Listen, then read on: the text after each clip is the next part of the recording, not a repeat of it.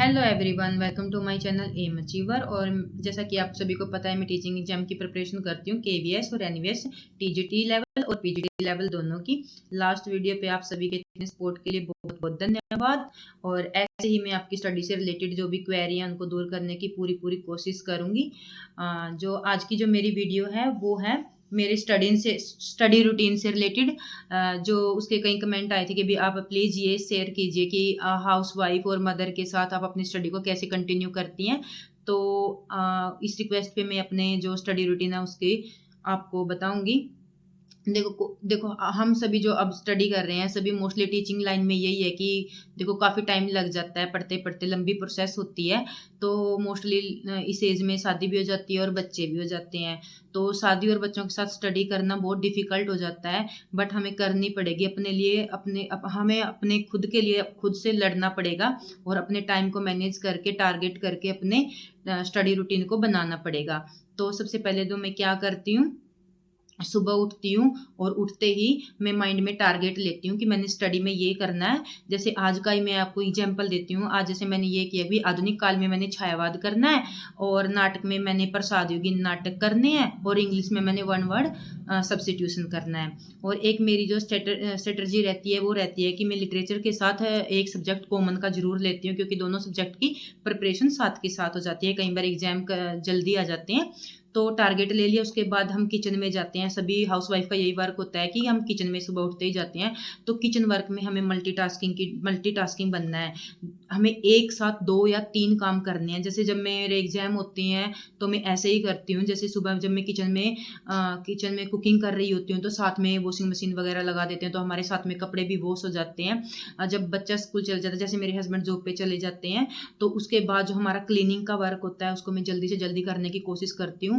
मैं इसमें भी टारगेट लेती हूँ। मैं ये सोचती हूँ कि मेरा काम कल 9 बजे बनना था तो आज 8:30 बजे कंप्लीट होना चाहिए।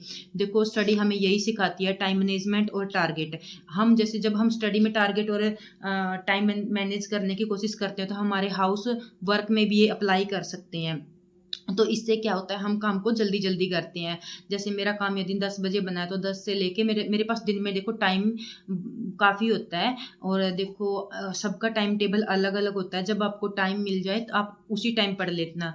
जैसे मुझे टाइम दिन में जब मिल जाता है तो मैं दिन में स्टडी करती हूँ। जो मेरे टारगेट थे, सबसे पहले मैंने छायावाद को किया, उसके बाद मैंने जो नाटक किए और ग्रामर से मैंने समास कर लिए। और जो मैंने इंग्लिश का पार्ट बताया था उस वर्क को मैं जैसे अपने घर का कोई भी काम करती हूँ तो फ़ोन में वीडियो लगा लेती हूँ और सुन लेती हूँ। जैसे मैंने वन वर्ड सब्स्टिट्यूशन की क्लास देखी है आज, तो उसमें मैंने क्या किया, जब मैं अपना क्लीनिंग का काम कर रही थी तो हाथ में फ़ोन था और कान में हेडफोन था।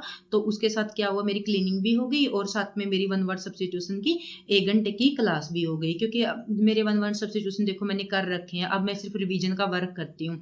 तो मैं मोनू यादव जी से यही कहना चाहती हूँ कि स्टडी रूटीन देखो सबका अलग अलग होता है। किसी को सुबह टाइम मिलता है, देखो मैं हाउस वाइफ हूँ, मुझे सुबह टाइम बिल्कुल भी नहीं मिलता। और शाम को बच्चा स्कूल में से आ जाता है तो मुझे शाम को भी टाइम कम मिलता है। तो देखो एग्जाम जब बिल्कुल, देखो मैंने ये लास्ट वीडियो में बोला है कि एग्जाम टाइम पे स्ट्रेटजी बिल्कुल अलग होती है। ये मैं अब करंटली बता रही हूँ, अब मेरा स्टडी रूटीन डे का ही है। जब एग्जाम होते हैं तो थोड़ा बढ़ जाता है। जब हम खाना बना रहे हैं मैं तब भी पढ़ लेती हूँ, बर्तन साफ कर रहे हैं मैं तब भी पढ़ती हूँ।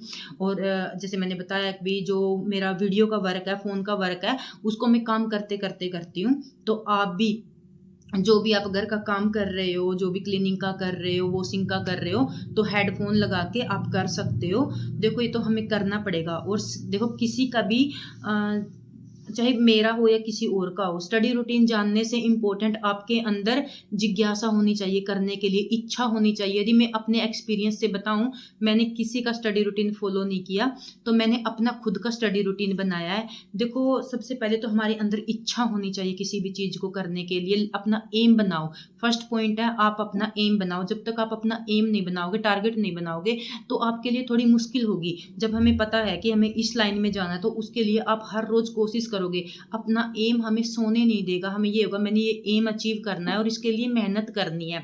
जैसे मैंने 2019 में सीटेट दिया था, तो उसी टाइम मेरा बीएड करते करते क्लियर हो गया। तो मैंने तभी टारगेट बना लिया था कि मैंने केवीएस क्लियर करना है, सेंट्रल लेवल पे केवीएस क्लियर करना है। एग्जाम तो मैंने एनवीएस के भी दे रही हूँ मैं, बट फर्स्ट मेरा टारगेट केवीएस है। और देखो जब हम किसी चीज़ को टारगेट करते हैं ना, वो हमें अचीव होती है। देखो केवीएस के लिए मैंने इतनी मेहनत की थी और टारगेट लिया था, तो मेरा देखो अचीव जब मैं कर सकती हूँ तो आप क्यों नहीं कर सकते। और मेरे पास तो रिसोर्सेज की भी कमी थी, कोई मुझे गाइड करने वाला नहीं था, कोई हेल्प करने वाला नहीं था। ऐसे ही मैं सर्च, कई बार तो मैंने यूट्यूब से ऐसी बुक्स वगैरह मंगाई हैं जिनका उस स्टडी से कोई लेना देना नहीं था, कोई ऑथेंटिक सोर्स ही नहीं थे। सबसे पहले मैंने आपको बताया एम बनाओ, उसके बाद आप लॉन्ग मेथड से पढ़ो। यदि आप मेरे साथ जुड़े हैं और कनेक्ट रहोगे तो देखो मैं आपको हार्ड वर्क करना सिखाऊंगी। मैं स्मार्ट वर्क कभी आपको नहीं, उसकी तरफ प्रेफरेंस नहीं दूंगी, क्योंकि जब आप हार्ड वर्क करोगे तभी आप स्मार्ट वर्क की तरफ जा सकते हैं। जब देखो एज ए करंट जब आपने हार्ड वर्क किया होगा और एट ए टाइम कोई एग्जाम आ जाओ तो आप अपने स्मार्ट वर्क के साथ उसको कवर कर सकते हैं। देखो 100 ट्रिक भी तभी काम करती है जब हमें लॉन्ग मेथड के बारे में पता हो। अब देखो कोई एग्जाम आ जाता है, मैं 15 दिन में इजीली क्लियर कर लेती हूँ, टेट वगैरह कोई भी हो, तो क्यों? क्योंकि मैंने लॉन्ग मेथड पढ़ा हुआ है, हार्ड वर्क किया हुआ है। अब मुझे पता है इस पे कितना स्मार्ट वर्क करना है।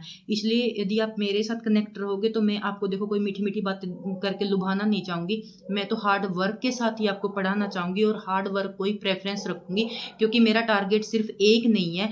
अब देखो कुछ जो एस्टेट के रिगार्डिंग मुझसे बच्चे जुड़े हैं उनको ये नहीं है कि मैंने सिर्फ एस्टेट करवाना है, उनका लिए मैंने केवीएस, एनवीएस, DSSS, अदर कोई भी एग्जाम हो, कोई भी इंटरव्यू हो, तो देखो जब हमें सब्जेक्ट टीचर के लिए सब्जेक्ट नॉलेज मैटर करती है, तो वहां पर अपने सब्जेक्ट की नॉलेज मैटर करती है हमारे लिए। जब हमारा सब्जेक्ट बेस्ट होगा तभी हम किसी के सामने बेस्ट रिप्रेजेंटेशन दे पाएंगे। इसलिए आपको अब डिफिकल्ट लगेगा लिटरेचर करना, जब आपको उसको करते जाओगे तो आपको इजी लगने लगेगा। किसी को देखो, मुझे भी 6 महीने में लिटरेचर नहीं आया, मुझे भी टाइम लगा। देखो मैं 2020 से लिटरेचर की प्रिपरेशन कर रही हूँ, तो आप भी ऐसे ही टाइम के साथ सीख जाओगे। और आपको तो मैंने बेस्ट सोर्स बता दिए हैं जो स्टडी में मोस्ट इंपॉर्टेंट है। आप अपने मन के खिलाफ जाओ, आप अपने दृढ़ निश्चय लो। जब तक आप फोकस नहीं करोगे, दृढ़ निश्चय नहीं करोगे, आपको देखो कुछ भी अचीव नहीं होगा। जब सबसे पहले में मोस्ट इंपॉर्टेंट पॉइंट यही है कि आप दृढ़ निश्चय करो, मन के खिलाफ जाओ और अपने मन को मनाओ। कोई आपको नहीं बोलेगा स्टडी करो, कोई नहीं बोलेगा, आपको खुद पढ़ना पड़ेगा। देखो जब मेरे एग्जाम था ना केवीएस का, हमें कुल 25 दिन मिले थे पढ़ने के लिए, और उसमें मैंने पीआरटी भी दिया था, टीजीटी भी दिया था और पीजीटी भी दिया था। तो देखो कितना पढ़ना पड़ा होगा मुझे। 6 से लेकर 12 तक की बुक पढ़नी पड़ी थी एट ए टाइम, क्योंकि सिलेबस चेंज हो गया था। जिसकी प्रिपरेशन मैंने 3 साल बैठ के की थी, वो 1 महीने पहले उसका सारा सिलेबस चेंज हो गया। तो सच में कहते हैं ना, पैरों नीचे से जमीन निकली थी। उस दिन मेरे पैरों के नीचे से जमीन निकली थी, और फिर भी मैंने अपने टारगेट को अचीव किया था। मेरी आंखें अंदर से स्वेलिंग आ जाती थी मैं पढ़ते पढ़ते। देखो उस टाइम मैंने मेहनत की तो अपने टारगेट को अचीव कर लिया।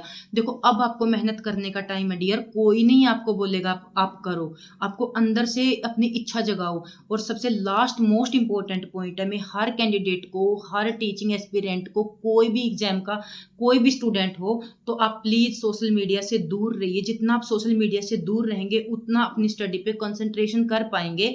क्योंकि देखो आज तक भी मेरे फोन में ना फेसबुक है, ना मेरे फोन में इंस्टाग्राम है, और स्नैपचैट की तो मुझे नॉलेज ही नहीं है, इंस्टाग्राम की नॉलेज ही नहीं है, उस पर करते क्या है और क्या होता है। मैं आपके कमेंट का रिप्लाई इसीलिए दे पाती हूँ क्योंकि मेरा सिर्फ यूट्यूब ही चलता है फोन में, और इसलिए मैं आपकी हेल्प कर पाती हूँ। और मैं मोस्टली मैं हेल्प इसीलिए करती हूँ जो मेरे साथ हुआ कि आपके साथ ना हो। तो आप अपने टारगेट को जल्दी अचीव करो। देखो मैंने कोई भी शॉर्ट मेथड नहीं बताया, सिर्फ यही कहा है कि हार्ड करो, स्मार्ट खुद बना लोगे और मेरे साथ जुड़ोगे तो मैं हार्ड लेवल की ही प्रिपरेशन करवाऊंगी। और जैसे एक लड़की ने कहा था कि आप टीजीटी की प्रिपरेशन करवा दो, उसके बारे में तो देखो लास्ट में सोचेंगे। यदि आप मुझसे जुड़ोगे तो मैं बहुत टफ लेवल का पढ़ाऊंगी आपको, क्योंकि मेरी इंस्पिरेशन भी वही है। आप देखो सोशल मीडिया वाला ये जो देख के आप अपना टाइम वेस्ट कर रहे हो, देखो उससे क्या सीख रहे हो आप? कुछ भी नहीं, सिर्फ टाइम वेस्टिंग आपके लिए। तो मेन टारगेट आप अपने आप को सिर्फ एम बनाओ और दृढ़ निश्चय करो, और 100 ट्रिक पे मत चलो, लॉन्ग मेथड बनाओ। और कहते हैं ना, जितना लोहा तपता है उतना ही मजबूत होता है, इसलिए मैं आपको लॉन्ग मेथड पे जाने के लिए कहती हूँ। देखो मंजिल मिले या ना मिले वो तो किसी को नहीं पता, पर कोशिश ना करें ये तो कोई बात नहीं है ना। इतनी पढ़ाई की है तो हमें कम से कम लास्ट में ये तो रहेगा, जितनी मेहनत की है उसका कुछ तो हमने कोशिश की थी, मेहनत तो हमने पूरी की थी। देखो मिले या ना मिले वो तो किसी को नहीं पता। Thank you for watching my video. कोई कमेंट, कोई क्वेरी, कोई कुछ भी हो, मैं 100% आपको देने की पूरी कोशिश करूंगी। Thank you watching my video.